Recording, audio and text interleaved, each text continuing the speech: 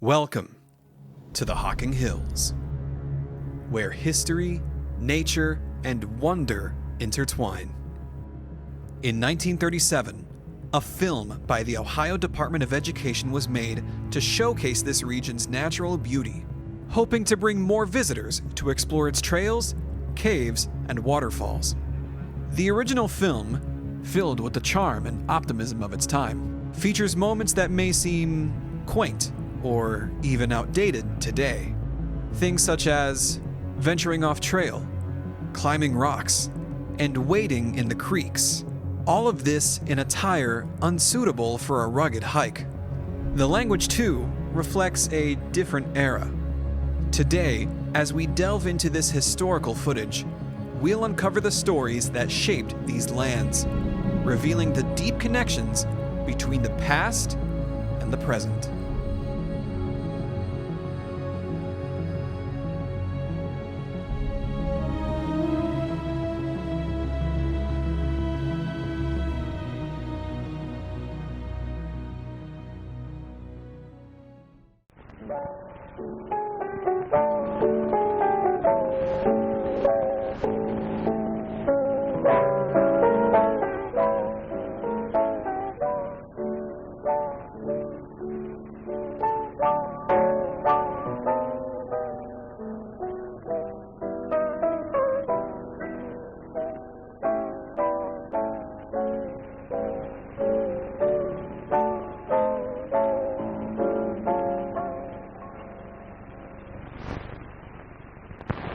In this travelogue, we journey to the Hocking County Cave region, where we visit the Rock House Cave, Old Man's Cave, Ash Cave, Cantwell Cliff, Conkle's Hollow, and Cedar Waterfalls. My name is Nyla Vollmer. I am Vice President of the Hocking County Historical Society in Logan, Ohio. The Hocking Hills Park region was acquired in 1924 by the Division of Forestry. And in 1949, this property was donated to the newly developed state parks. In 1933, during the Great Depression, Franklin Delano Roosevelt created the Civilian Conservation Corps. Camp Hocking was the first camp established by the CCC in Hocking County in March of 1933. Soon after, Camp Logan was created. These camps were to offer work opportunities for the men and also education.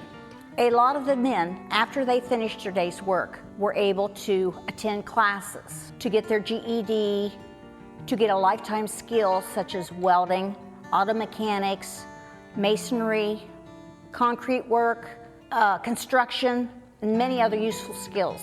They built the bridges, the steps, the paths, the trails, the buildings.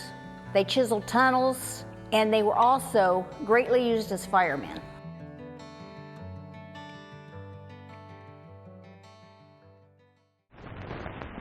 Amid the hills of Hocking County, nature carved a realm of weirdness filled with cliffs and glens and buttons, ledges, caves, and deep ravines, interlaced with trees and shrubbery, ferns and flowers and twisting vines. Here we see the ancient rock house walls of sandstone towering high, Gothic portals ever open, welcoming visitors to draw nigh. The rock house is one of the oddest geological formations in the country. Its sheer walls rise precipitously to a height of 166 feet.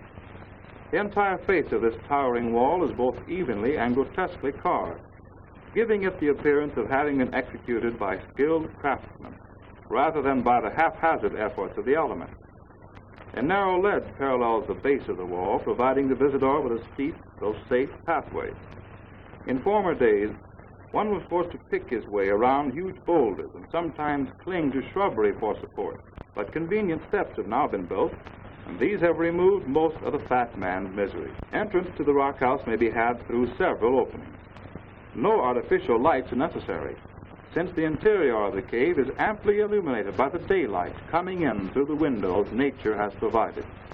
Into this vast, solid wall of rock, wind, rain, and frost have hewn a hall 200 feet long, with an average width of 30 feet and an average height of 40 feet. Its 6,000 square feet of floor space would easily find room for more than 1,000 persons at one time.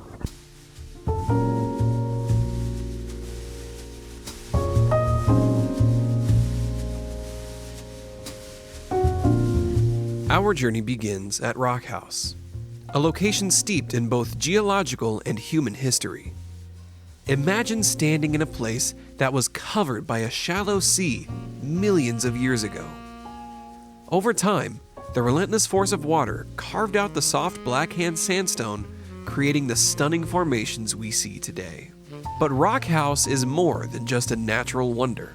It's a place where indigenous peoples once crafted hominy holes, small depressions in the rock used for cooking, baking, and extracting pine tar to make turpentine.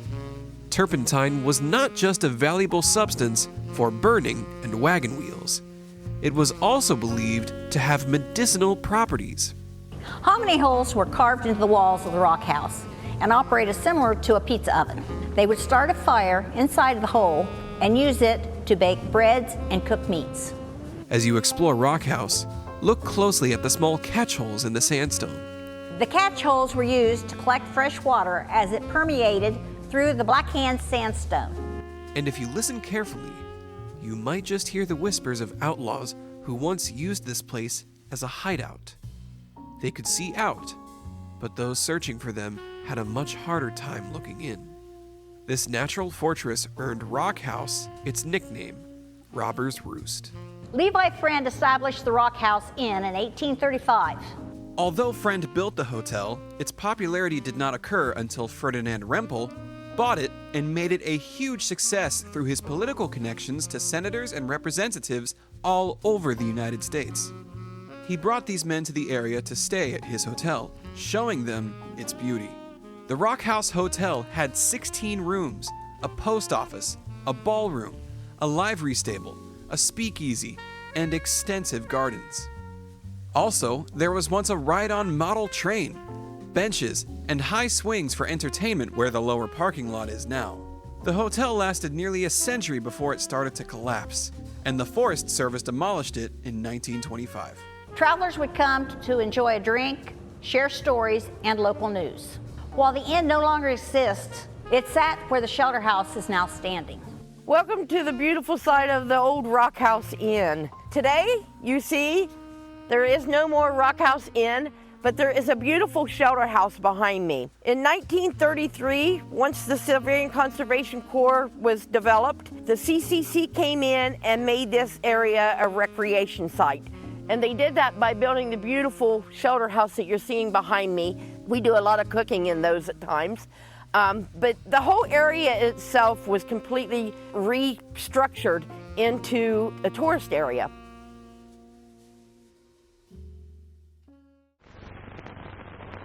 In the shelter of this cliff house lived an old man many years. Here he dwelt and did his cooking, hence they called it Old Man's Cave.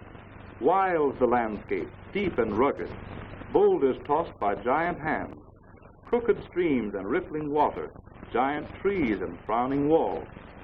Nature in some frenzied moment cast it up and let it fall. The verse may be a little askew, but it is no more so than the scene which presents itself to the traveler who visits Old Man's Cave.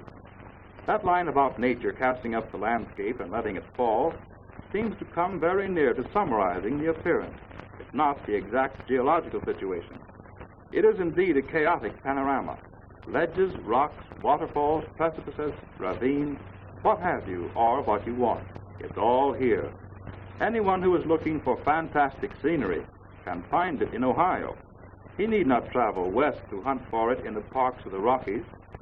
These ravines and grottos are formed in the outcropping edges of the sandstone and conglomerate rocks by the wasting action of the weather and attrition of running water. The process is still in progress. The trees in this region have grown straight and tall in an effort to bring their leaves into the sunlight, which is more or less obscured by the beetling cliffs.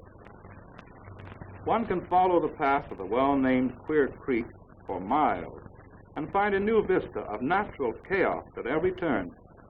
Most visitors merely explore the section in the immediate vicinity of the cave, but the section farther down the stream presents even more fascinating scenery. Well-beaten and safe pathways have been made in all directions, and one can easily spend a whole day tramping around this one state park and its immediate environs, and be well paid for his effort. There is nothing formal about Old Man's Cave State Park. You see nature in her wildest mood. Those who are interested in wildflowers will find this region provides a wealth of material for study. But the state regulations forbid the plucking of flowers or removal of plants from the reservation. A very sensible regulation.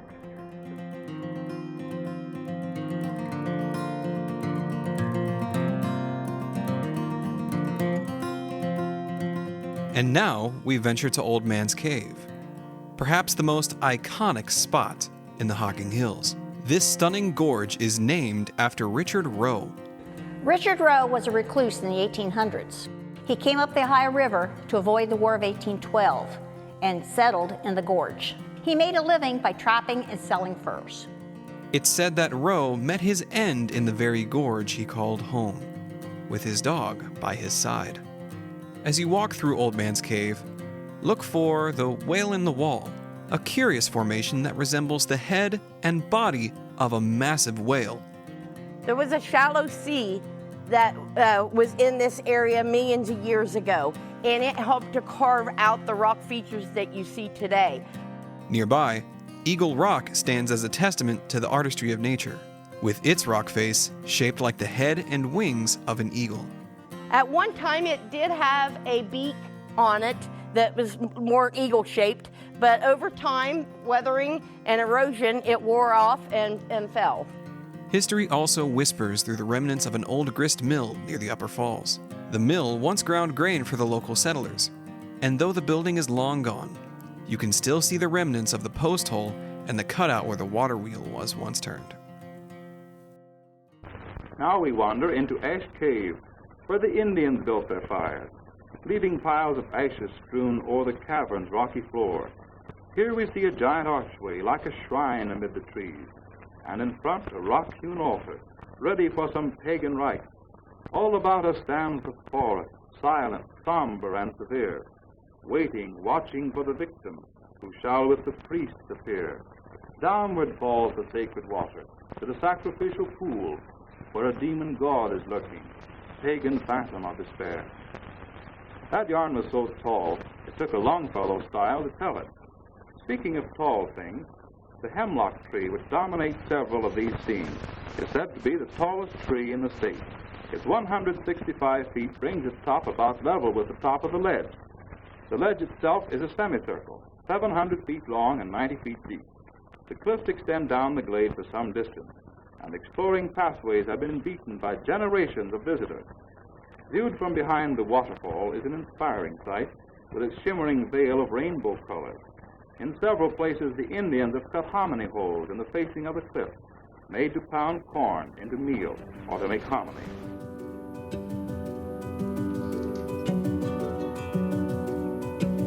Ash Cave, the largest recessed cave in Ohio, is a place of both natural beauty and deep historical significance. Ash Cave gets its name from the mounds of ashes that they found here in the cave itself. The ash piles ranged from about 6 foot high to about 150 foot long. Archaeologists who explored this ash pile found remnants of a time long past. Bones, pottery, and fabric left behind by the indigenous peoples who used Ash Cave as a waypoint on their journeys between trading posts in Chillicothe and Marietta. The cave is not technically a true cave because you don't go into it. It is what is known as a recessed cave, which is a rock overhang. You're going to see a lot of different points of interest in the cave and a lot of history that we know of around the cave. Pulpit Rock is a large boulder you can see at the entrance of the cave. Pulpit Rock gets its name from the circuit riding preachers that would come into the area to preach to the citizens of Ash Cave City. They would jump up on the rock, start in on their sermon. The audience would sit out here in the cave itself. Many Hocking County local residents have ancestors that attended services there. They was kind of stuck because there was only one way in and one way out of the cave. So he could stand up there and preach for as long as he wanted to, and most people wouldn't sneak off on him like you can in today's churches. Ash Cave was once a city that had an inn, homes, and a post office. At one time, they were trying to populate the area and said any families with triplets could have a corner lot for free if they moved there. Ash Cave City existed from 1856 until the early 1900s. Ash Cave has always been a place for community, visitors, and celebration. Through a narrow pass, we enter to the ledge of Cantwell Cliff. Far below us lies the valley, filled with groves of virgin trees. High above, we see the skyline, where the cliff abruptly ends. In between, an amphitheater, nature carved from solid rock. Cantwell Cliff present another of the ledge caves of Hocking County. When the visitor first beholds this formation, he finds it impossible to grasp its extensiveness. Only by comparing its vastness with some known yardstick, such as a person, can even a moderate comprehension be obtained. Size and position prevent the taking of satisfactory photographs. Cantwell Cliffs offers a more rugged experience with its sheer rock walls and narrow passageways. This area is named after Josiah Cantwell. Josiah Cantwell was a surveyor and desired to have land in each state he surveyed. In 1811, he and his wife settled in the area and had 13 children. Cantwell Cliffs is known for its towering cliffs and deep gorges. As you enter and make your way through Cantwell Cliffs, you will notice two buildings. The first served as a ranger outpost, where visitors once had to register before entering the park. The second was a bunkhouse built by the CCC, a place for workers to rest after a long day of trail construction. Later, it became a favorite spot for Boy Scouts to camp, and now it stands as a piece of history, a quiet reminder of those who came before us. As you hike this stunning trail, take heed of the signage as the terrain is rugged and steep.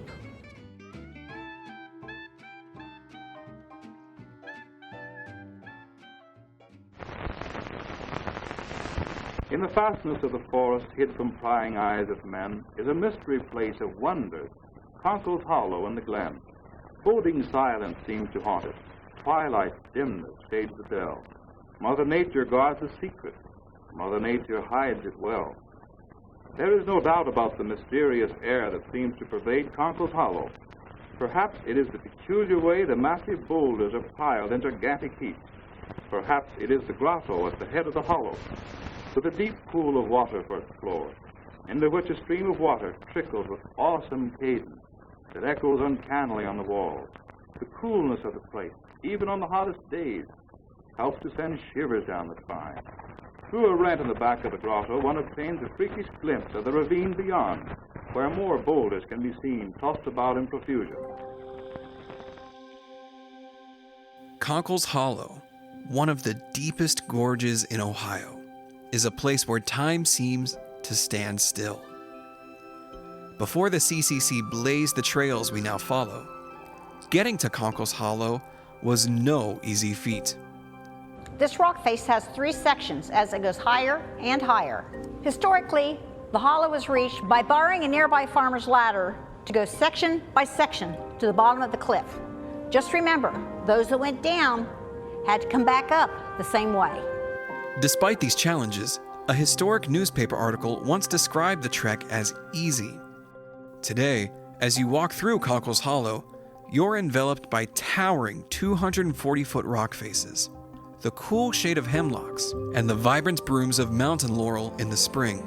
It's like stepping into another world where nature's beauty is protected and preserved.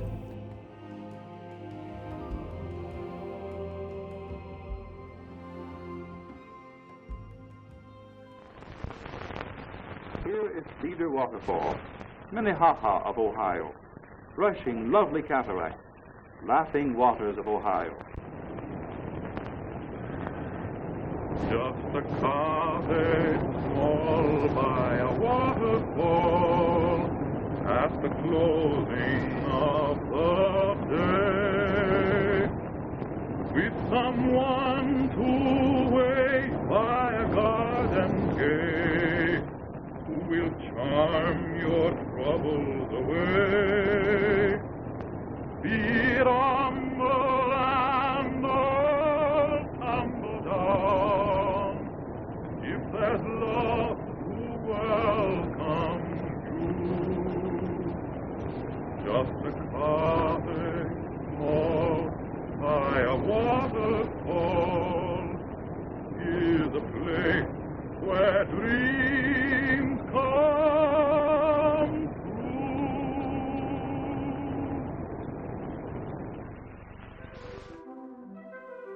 Our final stop is Cedar Falls, where the powerful Queer Creek tumbles over the rocks, creating the largest waterfall by volume in the Hocking Hills. Queer Creek gets its name from its unusual south to north flow in some areas. Pioneers found it odd that the water did not flow in the normal north to south direction. Bent Bridge can be found in Cedar Falls as well. This bridge was battered by logs after a particularly treacherous storm, and this caused it to curve.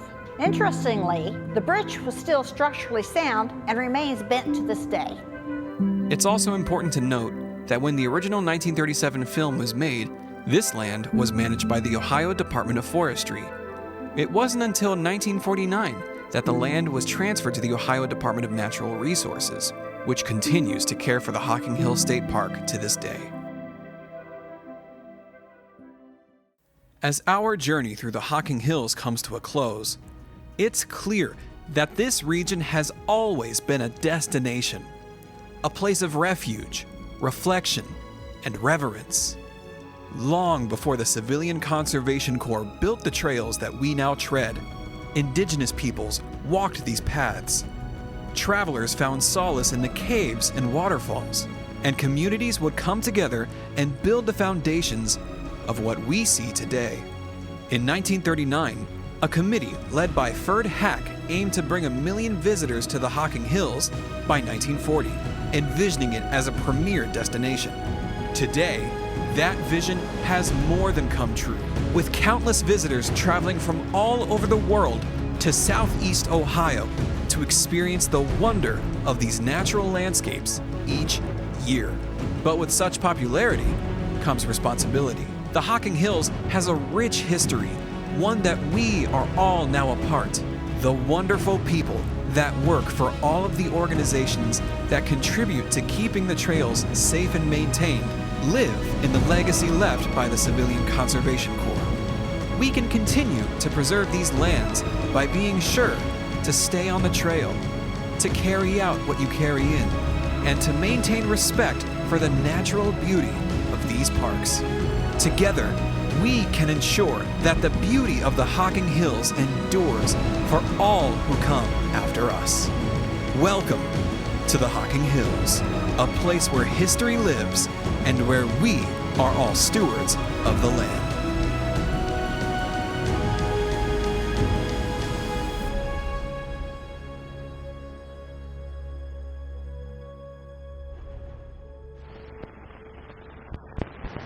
Farewell to the Hocking Forest, farewell to the Hocking Cave, realm of strange, fantastic beauty, scenic marvel of the state.